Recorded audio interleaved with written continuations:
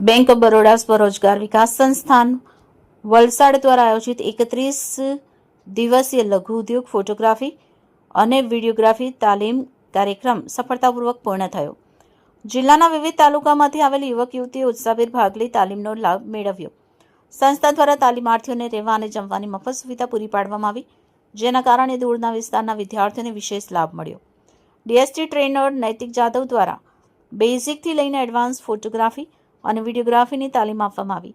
તાલીમ દરમિયાન haldi shoot, car launch shoot, night shoot, cinematic shoot સહિતના વિવિધ પ્રેક્ટિકલ્સ પ્રોજેક્ટ કરવામાં આવ્યા હતા.